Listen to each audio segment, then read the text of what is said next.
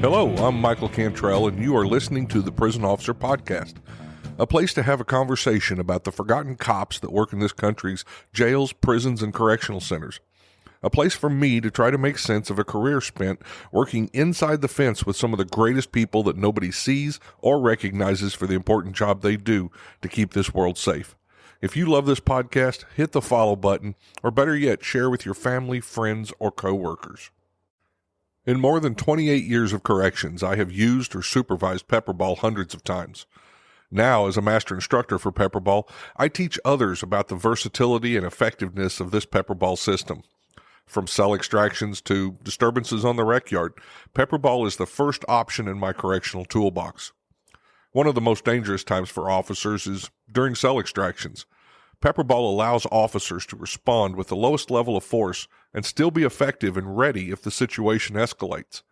The responding officer controls where the projectiles are aimed, how many projectiles are launched, and how rapidly they're deployed.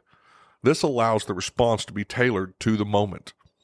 To learn more about pepperball, go to www.pepperball.com or click the link below in the show's information guide. Pepperball is the safer option first. Well, hello, everyone, and welcome back to the Prison Officer Podcast. Today I have William Bill Doyle, and he's the Executive Director of the National Correctional Employees Union. That's a union that represents correctional employees from across Maine, New Hampshire, Massachusetts, Pennsylvania, Maryland, New York. I'm excited to have him on the program today so that we can talk about what unions do, what they are doing, especially your guys' union. And we'll just go from there and see where the conversation leads us. How are you doing today? Great, Michael. Thanks for asking, and thanks for having me on here. Very excited to be here and very excited to be a part of your podcast. Absolutely. And before we go too far, I'd like to thank Giovanna Peruzzi. Is that correct? Yes. Yeah, she did a great job. We had a little bit of time crunches here, but she did a great job of getting you and I hooked up together so we could have this interview. So thanks out to her. So I always start the same way. Let's go back. Where'd you grow up? How'd you get into corrections or law enforcement? Where'd you start off at?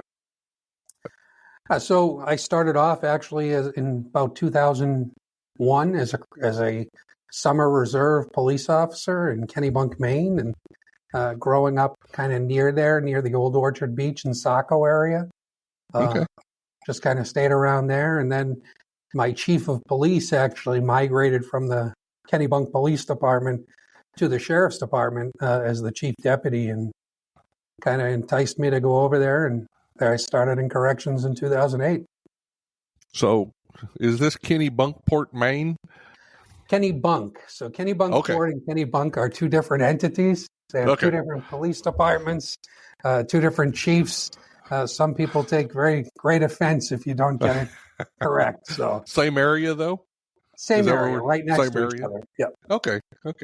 I from the Midwest here, that's the term, I hear for the Kennedys and, rich people out there and stuff. So I've never actually been that way. The Kennedys are going to Kennebunkport. I think you mean the Bushes, in the Bush compound out on Kennebunkport.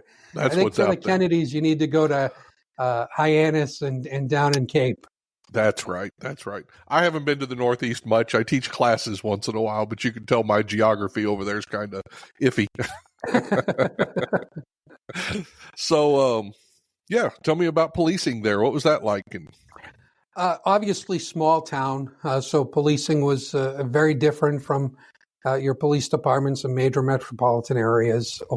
As a summer reserve, kind of just did a whole lot of writing parking tickets and handing out summonses and breaking up occasional fights in the different areas that allowed drinking and so forth. So, did you have family that worked in law enforcement or anything? Did you know about it beforehand?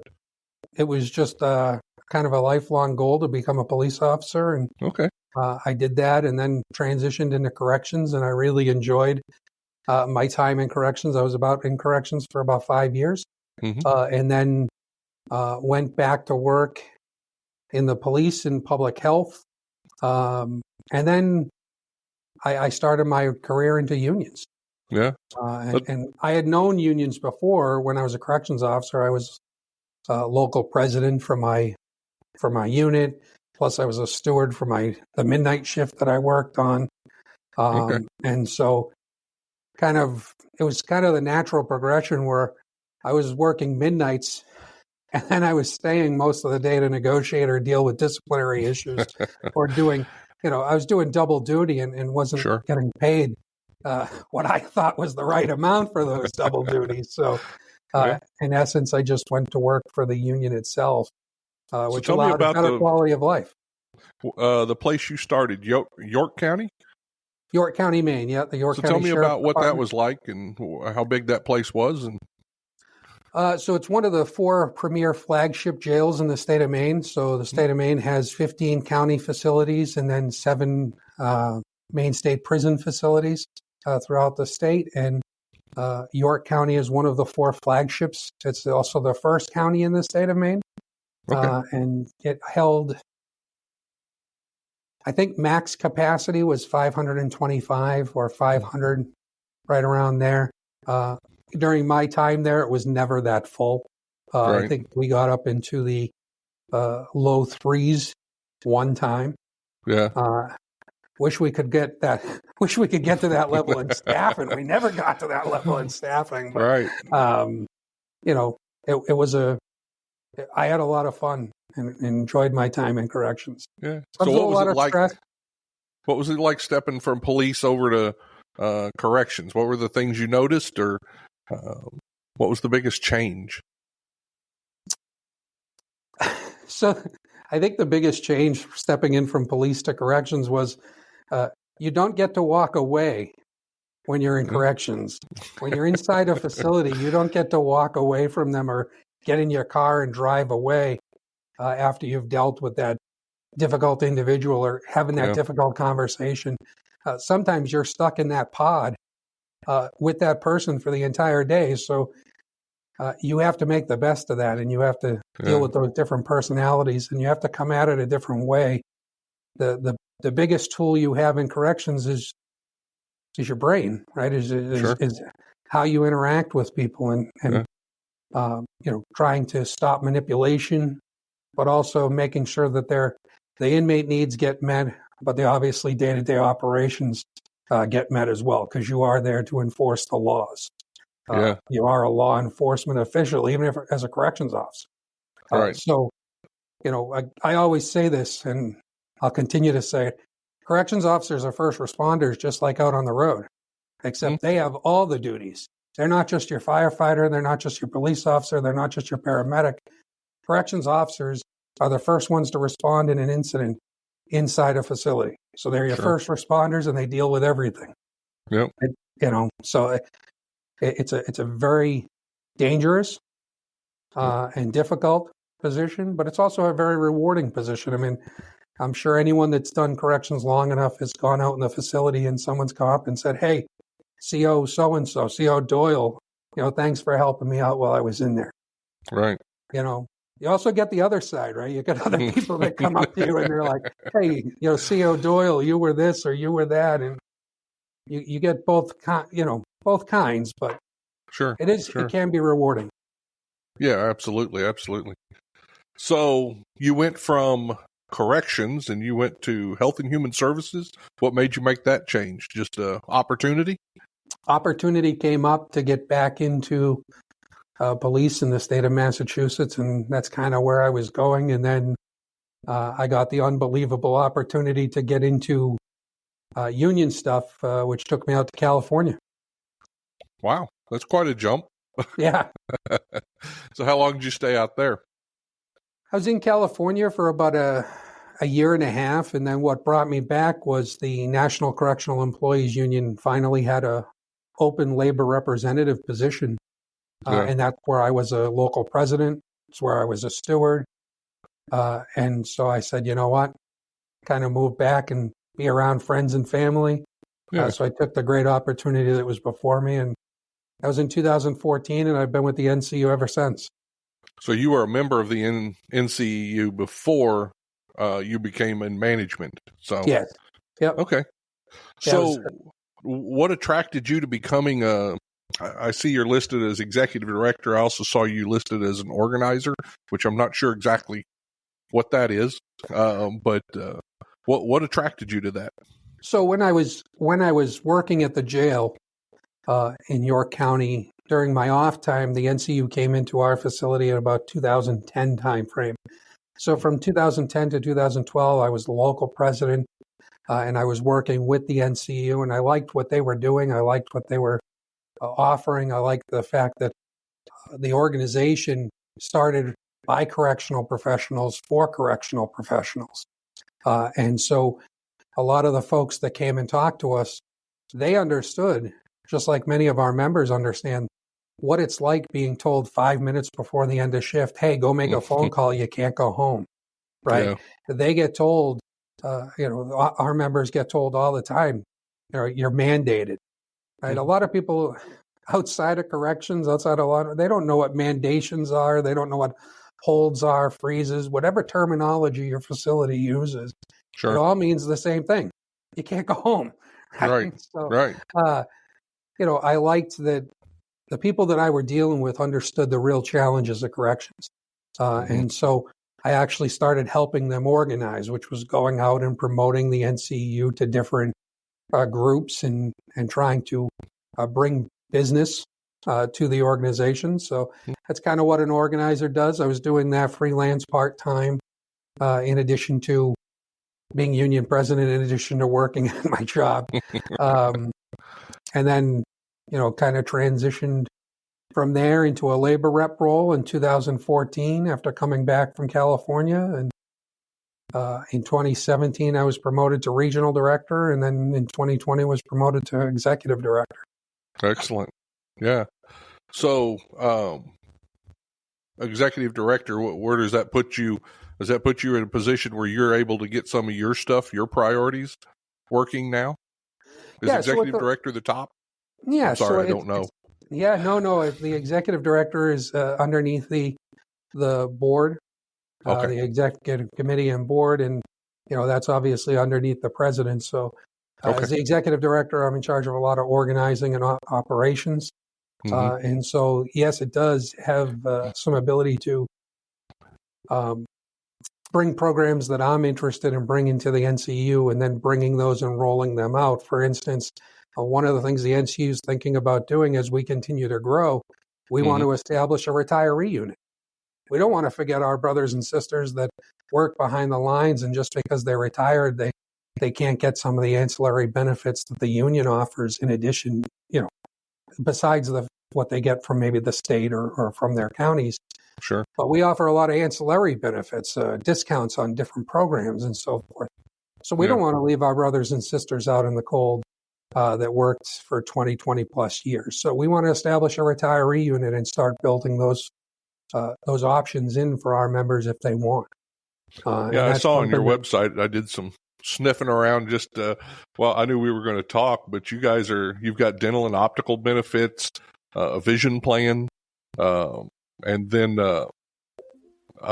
something health and welfare trust fund that you partnered with the American Correctional Officer Intelligence Network, and some accidental death and disability insurance. And so that's all stuff. The NCU has a robust health and welfare fund that kind of goes along with it. Most unions establish a health and welfare fund. In the state of Massachusetts, it's required.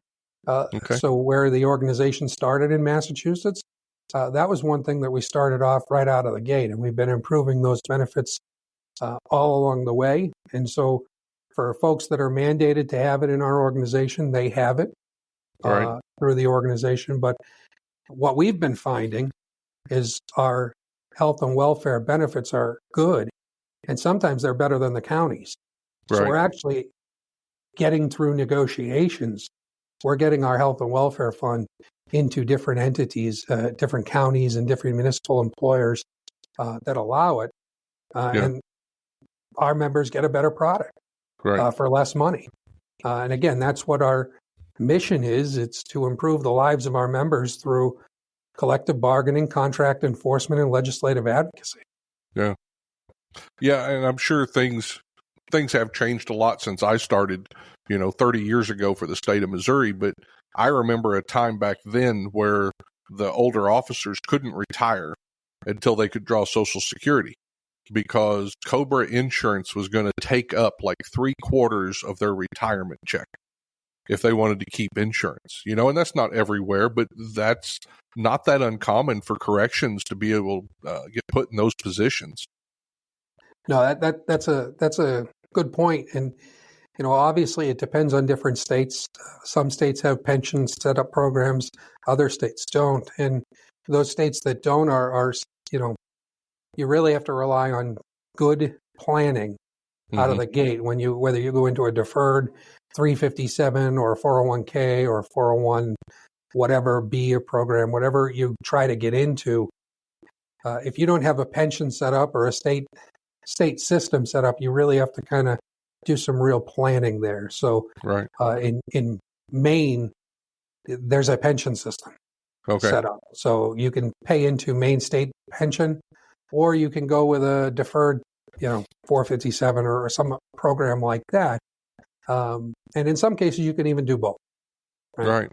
And then in New Hampshire, there's the 25 and out program, and they do offer for employees hired prior to a certain date, they do offer a stipend for medical coverage after that if you go through the Group 2 program. The Group 2 is a law enforcement program. So again, you really have to look at that when you're looking at collective bargaining. You have to look at some of these contracts have old language that says you'll get health care when you retire until until maybe 5, 10, 15, or until you hit Medicare Medicare age, 65 or 63, depending on your age. But a lot of that's going away, right? So, one of the things we're looking at doing as an organization is how can we help that? How can we help our members and help our retiree members when they go, so that they're not out there on the cold. Right. And that's something we want to look at moving forward. Yeah, and I think that's so important, especially as a young person when you come into this business. And right now there's some, I think Nebraska just upped their pay by 22%. Florida was like 30%, so you see those dollars and signs and you're young and you're thinking, oh my gosh, but without benefits at the end, unless you're saving a lot yourself, it's going to hurt. And I don't think the benefits are going up as quickly as the pay. The pay is being used as that enticement to get people in the door. Is that what you're seeing? Or no, that's 100% what we're seeing. The obviously the recruitment issues that have happened over the past 10 years with corrections officer shortages happening all over the United States. Because of that, the recruitment is increasing faster than the retention. And we're seeing a lot of folks that have been holding on. They're now starting to say, hey, you know what? We're done holding on. We're going to move on and retire. Sure. And that's actually hurting the problem, right? Because your retention, you're getting a lot of experience out. And then obviously that's the more you have to recruit, right? So the more you have to drive money and benefits towards the front end, and the back end continues to take a hit. So that is something that we're seeing all over in all the states that we're in, and we're actually trying to combat that and talk about that with employers. And we've been successful in some places, making sure that the back end gets similar or just as much as the front end. Yeah, absolutely. I talked to a guy it hasn't been probably a month ago, and he was literally asking the question. They're bringing these new employees in. They're giving them 15, 20% bonuses, and I'm getting a 2% retention bonus. Why is he going to stay a minute past when he's eligible? So we see a lot of leapfrogging right now, especially in states where your counties, in the prison systems, different states where there's just prisons, it's hard to leapfrog. But when you have like Pennsylvania, one of the states where it has 62 counties or 67 counties. Sure. So it's not that hard to jump around from county to county if you see the benefits or you see the pay is better on the other side. So you just kind of jump over there for a couple of years. And we are seeing that all over in all the states we're in. Kind of That's those interesting because I just heard that conversation, and it's not only happening just for the money. I heard that conversation in a class I was teaching a couple of months ago, and officers, of course, I had different departments there, and it was in Pennsylvania, and they were talking about how they'll get rid of one officer over here, and 2 other departments have had the same officer, even though they didn't make it here. Now they just need them so bad they're just hiring whoever, even if they've got a bad track record. So that's interesting that you say that. Yeah, it's again. I'm not speaking as to what their record is. I was just making making the point that people are not staying in one spot anymore. Whereas people used to see it as a profession, used to see it as a long-term employment. The new demographic of employee out there, we're not seeing that. The new demographic of employee is what's best for me, what right now. Right what now. can I get right now? And that's what I want. And so I hope that changes. I hope that mentality kind of changes and fizzles out, or kind of some of the senior folks can help educate the younger folks, or unions can help kind of guide our newer employees and newer members to kind of talk to them about health insurance up front, talk to them about retirement up front. It's so important to plan right out of the gate for your future, because I always say you only get one time to do this. You only get one shot at life, so make it count. Make sure you can retire in dignity, with a little bit of bread behind you. Yeah. So are you guys, and I noticed this too, there's a division there. You got the older staff, they won't listen to me, and you got the younger staff asking why, and for some reason there's this little bit of division. Are you guys doing anything, or is there anything out there that's kind of bridging this generational, where they're bumping heads? Because I think that's part of what's going on these days. I have people telling, well, they won't listen to me, I'm not talking to them anymore. And you can't quit talking to them. There's nobody else to take the job. We need these people, and we need them trained right, and we need them brought up right, and you're the person to do it.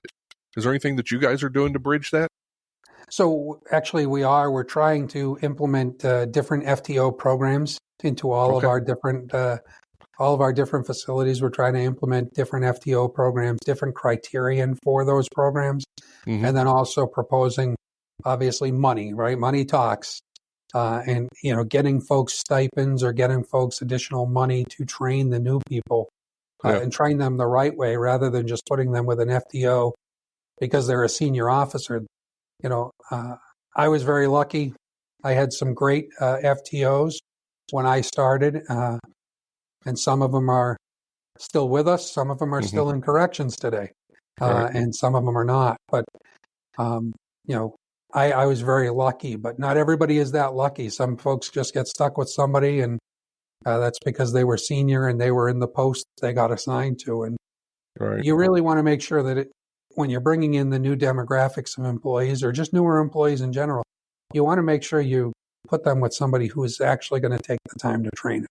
Yeah. Because there's a lot of downtime in corrections, in between your watches, in between your checks, in between your searches, in between your just general, operations of logging in and out of different materials, tools, people, actions, what have you.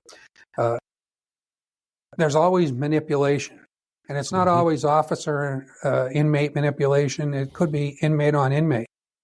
Sure. Right? And so many times we have to, just because they're an inmate doesn't mean that you can turn your eye if they're getting manipulated against, or if they're getting moved against, or if they're getting,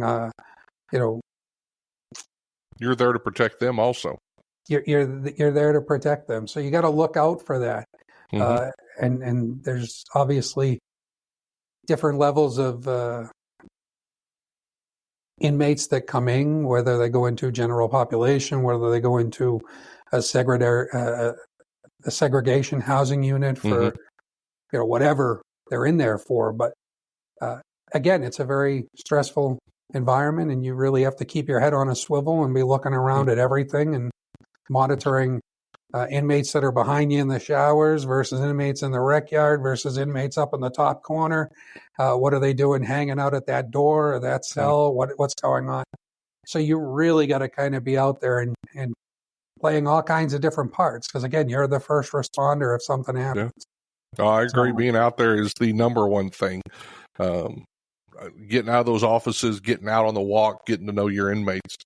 You mentioned the FTO program, and one of the things that I was talking to a gentleman that works in police, law enforcement, and their FTO programs, they're starting to do something which I think could be very valuable to corrections. And it's not just you go 12 weeks with this officer and now you're on your own. He checks back up in 3 months. He checks back up. He sits down with you in 6 months, goes out with you for another day, sees where you're at, takes a look at that, checks with you in a year. Because so often in corrections, and I just talked to a guy in Iowa, he was the jail administrator, 1.5 days of training, and they're out on their unit. So that's all he's got time for. And that's not enough. And even for staying with somebody for a month and being an FTO, if nobody ever follows up and answers the questions that come up after that, they don't learn. They're stopped at that spot there.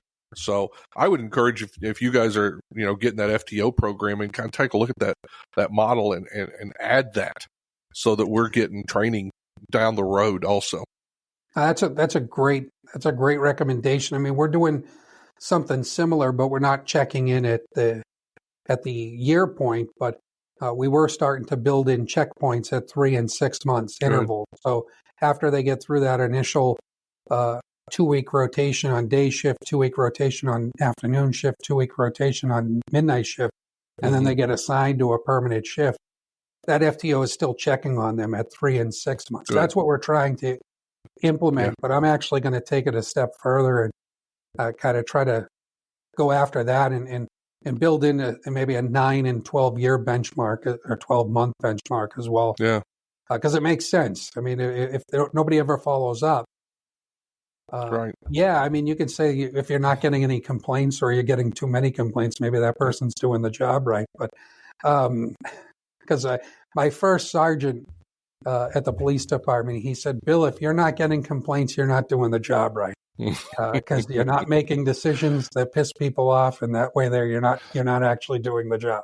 Yeah. And getting complaints is not necessarily a bad thing. Not necessarily, but you can't shy away from it either. Absolutely. Yeah. You've already built that relationship with that student, that officer, and that FTO, and it's sad just to maybe let that fizzle, Right. But that was just something I heard, and I thought that was really interesting that they were pushing that. No, that's a great. I mean, again, that's something that we're trying to do, but they're taking it to a higher level, and I like that, and I'm actually going to kind of use that. Okay. So thank you. Yep. So tell me what else you're doing. What else do you guys are you going to, I wasn't quite sure when I was reading on the website, is this an organization that you want to expand past the Northeast? Is that what you're trying to do? Or?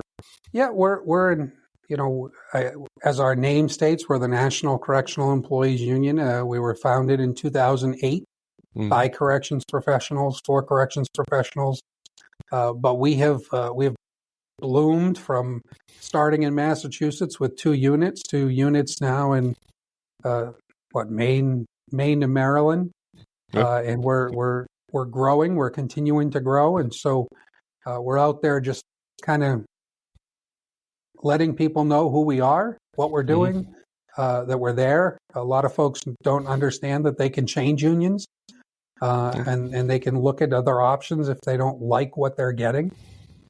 So again, we're out there trying to let people know that there are options, especially for corrections that kind of get forgotten about by the bigger unions.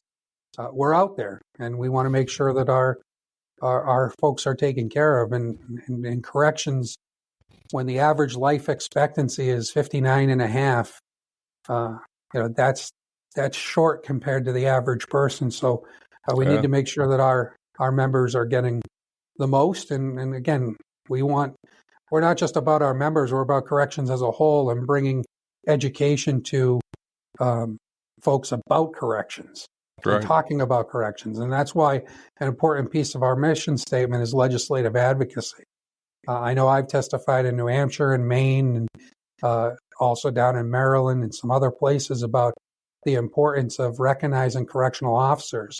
Mhm. So many times people go, well, you're a prison guard or you're a prison, a turnkey or whatever the old nomenclature is. Sure. But, you're not just that anymore. You're a corrections officer because again, as I talked about earlier a little bit, the job has evolved, right? The profession has evolved. You're no longer just, doing the normal check-in, click, yeah, all right, we're ready. You have to have a little bit of a counseling background. You have to be a little bit empathetic to the folks that are in there. You kind of have to help those folks go through certain steps. So you're kind of like a mentor or a big brother, big sister type counseling person, as well as just your corrections operation, your safety, security, care, custody, and control of inmates. You can't just rely on that anymore. There's a lot more mental health going into it, especially with the mental health challenges facing America that are incarcerating people. Mental health is a big component of the job. And again, that's why it's mentally stressful to be a corrections officer. When you're going in there and your mind's constantly going because you're monitoring for every little thing that's going on. Yeah. Yeah, that was and I've talked about it before, but that was my toughest part was the manipulation that went on constantly. Now, I don't think everybody in prison gets manipulated. You don't get out of it completely. They're going to get something, but you're always trying to minimize it, right? Okay, you got an extra deal out of the orderly closet or something, but I don't want to, you don't want to get that too big. But being able to walk out of there and realize that the rest of the world wasn't trying to manipulate you once you went to the parking lot, that was the hard part for me, and still is to this day. I'm still extremely distrustful, So officers deal with stuff like that. Like you said, they deal with the fact that they've got families. Some of them got little kids. My kids missed a lot of me. I worked overtime a lot. That's how we paid for stuff. And I've talked to guys recently who are getting mandatory 5 times a week in some places. And how do you expect someone to have a life, when they're getting mandatory that much? What are we going to do about the recruitment and retention? What's our direction with some of that? I just talked to the commissioner in West Virginia, and they've done some pretty amazing things. They've brought on 600 people in the last, I think, 6 months. So, I mean, that's cool. But do we have to change the way people see our profession? Is that part of what it is, or what do you think? So I think you have to really look at, I've negotiated several contracts in many different states, and I think what you have to really look at is what is going to bring somebody in through the door? What's that magic number or magic benefit that's going to bring them in the door? And then what's going to keep them?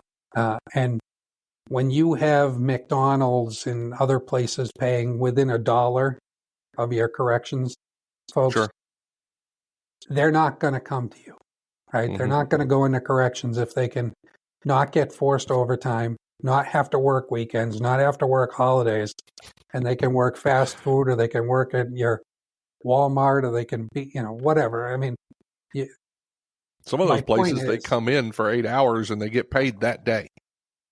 And then they don't show back up for 3 days. It's hard to compete with. It's very hard. I mean, and again, a lot of folks are doing, with the rise in the ability to work from home for a lot of companies, especially tech companies and so forth, a lot of people are working from home now. Sure. Right? And they like that better than going into a jail. Who wouldn't, right?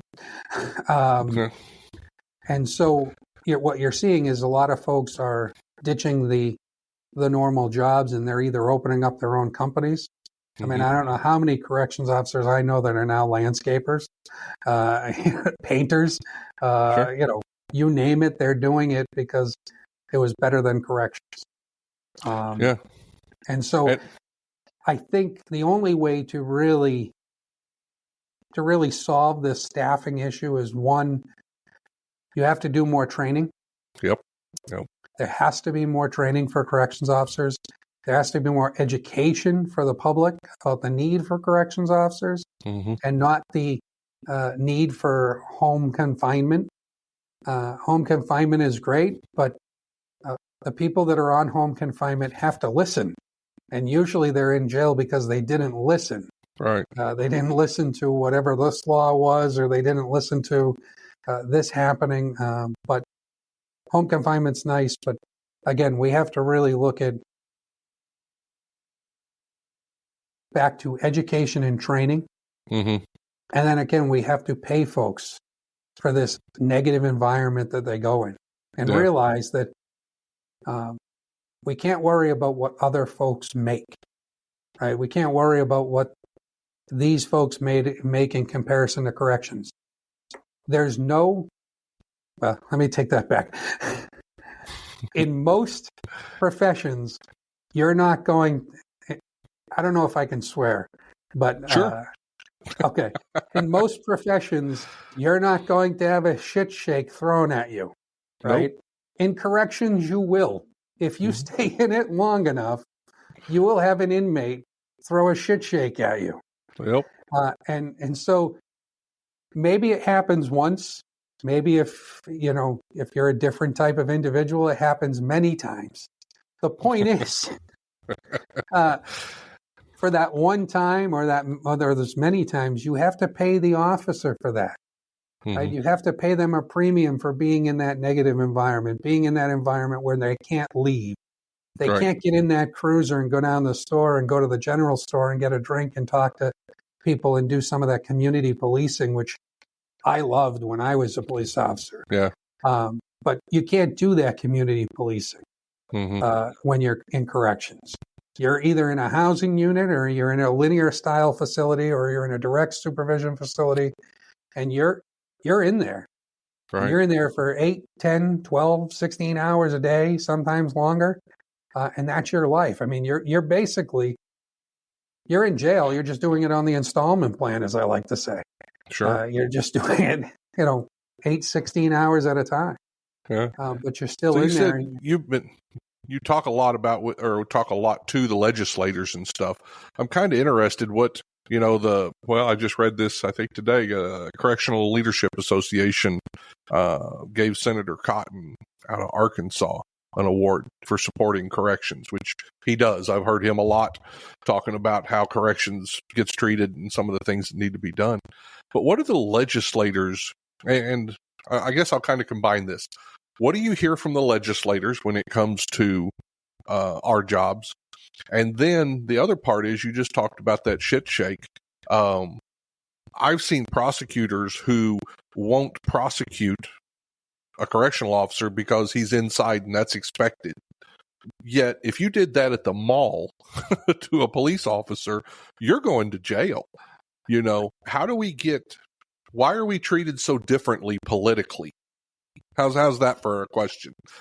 That's a great question, and it's a very tough question because, and as you may have saw in my bio, I used to be an elected official.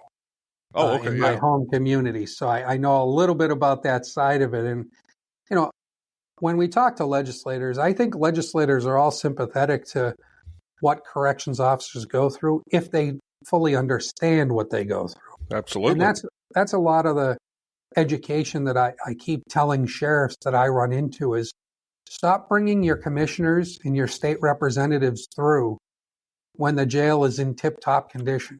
Right? Absolutely. Stop cleaning when these folks are coming. We want them to come and see when a sprinkler head is popped, right? And you got water flowing in and toilets are overflowing. We want the commissioners and the legislature to see the officers doing their job when that's going on. right? We always lock it Not. down, and we stand on an empty yard while the warden shakes their hand, That's right. or sheriff or whatever. Yeah. Yeah. And that's the craziest thing I kind of emphasize with political leaders. It's like, don't go through when everything is hunky dory or when they're preparing for an inspection. Right? Go through just some random Saturday night or Friday night when, or some holiday when things are crazy. Because that's when you're going to see what really happens, or a heavy court day. Right? Go down and spend a little time in intake on a heavy court day, right? Or a heavy transport day.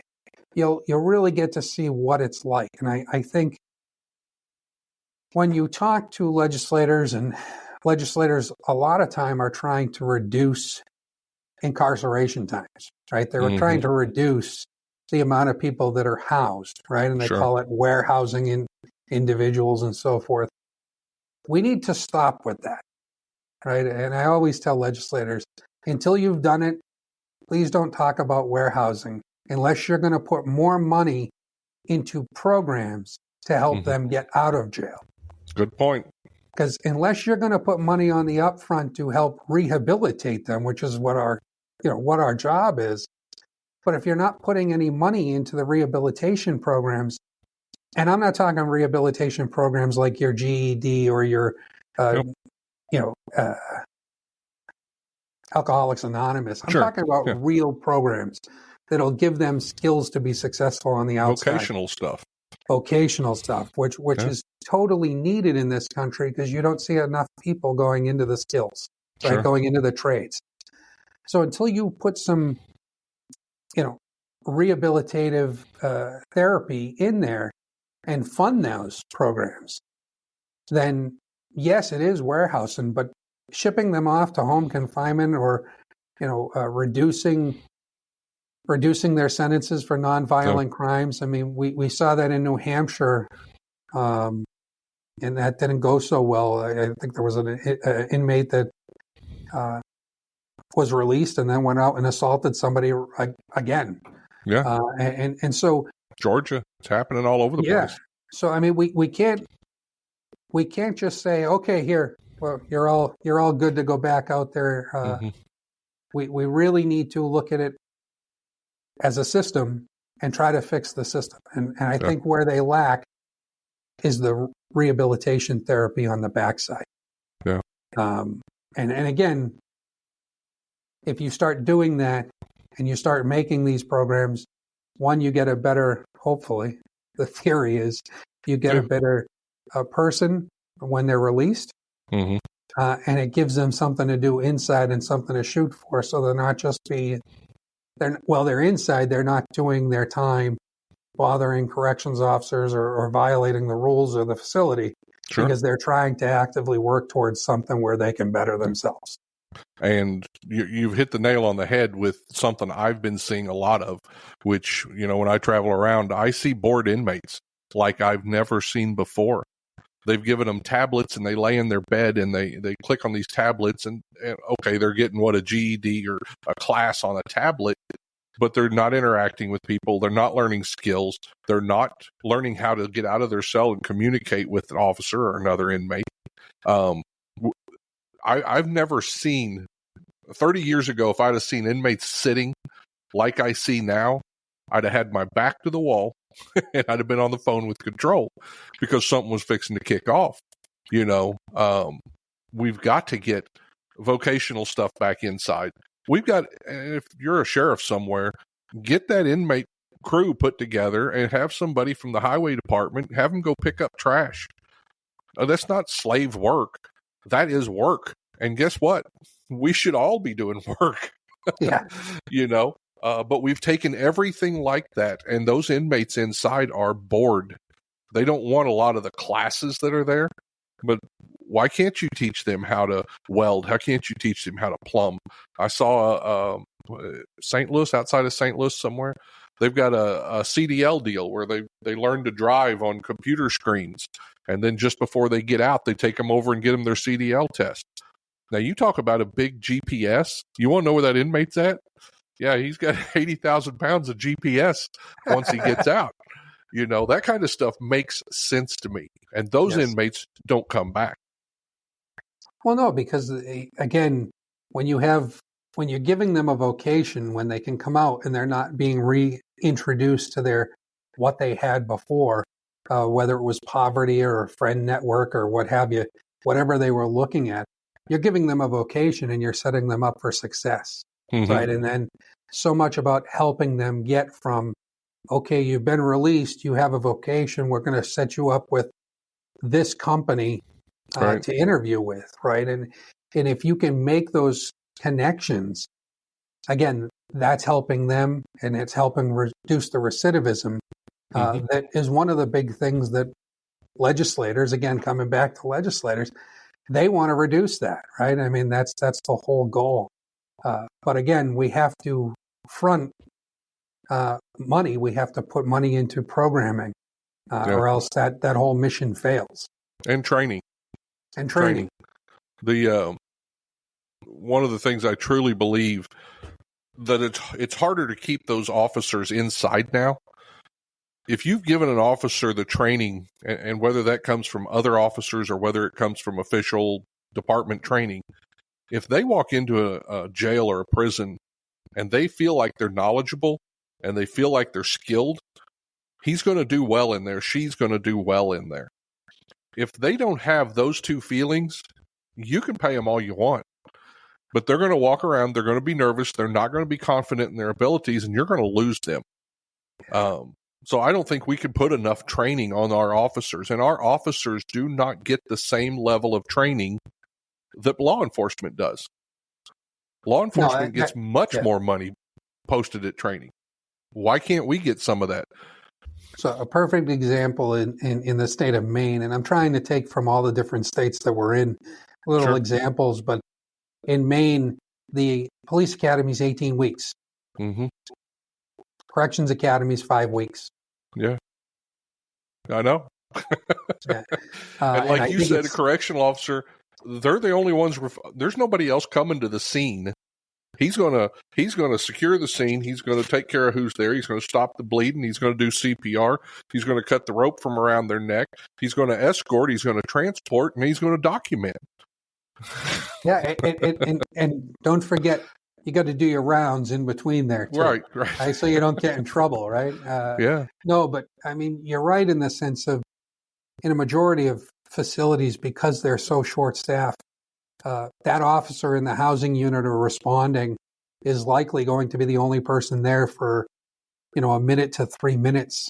And they have to go in and assess the situation very quickly with numbers of people around.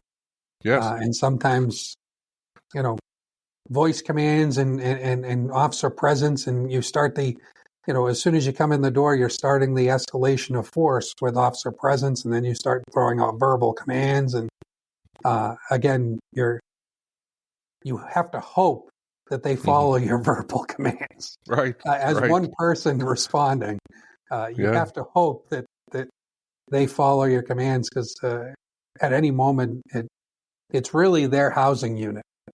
And you have to kind of remember that as a corrections officer. I always did it. It's their housing unit. At any moment, you're one person. You can't do a whole lot against 40, 50, 60, sometimes 80 inmates. Right. Not if they've gotten to that point. Yeah. That's why management doesn't start when the incident starts. It starts long before the incident starts, and the communication, and like you said, using this. Yeah. That's why it's so important to document. Documents can be your best friend. If you notice something's happening 2 weeks ahead of time and you start documenting that can prevent a riot. That can prevent an inmate shanking. That can prevent an officer assault. If you see something and start writing it down and letting everybody know, hey, this is going on. Right. And it's so important to communicate between the different shifts, because, again, you're seeing such a revolving door of staff. It's so imperative to have that communication. Yeah, absolutely. Well, that was a pretty interesting conversation. I just, Well, I appreciate what you guys are doing up there. Absolutely. Anything that you can do to help these men and women who are out there working, who are forgotten by a lot of the general public that they serve, I think that's important. And so I may not always, and when I worked, I was in the position of, I've been everything from a union member to an administrator who sat on an LMR board. So I've seen many sides of it, but I do appreciate a lot of the stuff that you guys do. And I thank you for coming on here. Do you have some contact information you want to leave? Yeah, so anyone can get a hold of me at B as in boy, and then Doyle, my last name, DOYLE, at nceu.org. Also info@ncu.org if you have any questions. And you can also reach us by telephone at 413-788-6238. So let me ask this, who all can be a member of the NCEU? Across the nation or just those states? Or No, any public employee. I mean, we've actually had folks reach out from Missouri. We've had folks reach out as far as Texas and Kansas and so forth. At that time that they reached out, we weren't moving down in that direction. Mm-hmm. But any public employee can decide to leave their current union, or again, they have to do it as a unit, but their unit can decide and look at other options if they're not satisfied with their current union, or any group that doesn't have union protections or have a union advocating for them. Again, they can reach out to us. But yes, any public employee is someone that the NCU will represent, but we specialize in corrections, with a lot of us having a corrections and / law enforcement background. Great. Well, I sure appreciate you coming on here, Bill, and keep me updated on what you guys are doing, and it's a pleasure meeting you. Michael, thank you. The pleasure's all mine, and I'd be happy to come on anytime you'd like and answer any questions from the NCEU. And again, thank you so much for your time and letting me be a part of your podcast. Absolutely. Thank you. I would like to take a minute to thank one of our sponsors that make the Prison Officer Podcast possible. Omni RTLS is a company that I've been working with for the last year. I am proud to be part of this team of correctional professionals who have developed the best real-time locating system on the market today. With Omni's real-time location technology, you automatically know the accurate locations and interactions of all inmates, staff, and assets anywhere in your correctional facility, and you have this information in real time. Omni is cutting-edge software for today's jails and prisons. It is the only way to monitor every square inch of your facility while still being PREA compliant. Go to www.omnirtls for more information and to make your facility safer today. That's www.omnirtls.com. If you enjoy these podcasts, the best way to support the Prisoner Officer Podcast is to share these episodes with your friends or family on social media. Let me invite you to visit www.theprisonofficer.com. If you haven't already, check out the Prison Officer Podcast on Facebook and click that little follow button. Or leave us a message, or better yet, leave us a review. And if you're listening to us on Apple Podcasts, Google, or Spotify, please click the subscribe button. Till next time, I'm Mike Cantrell. Watch your back, and please take care of each other out there behind those walls.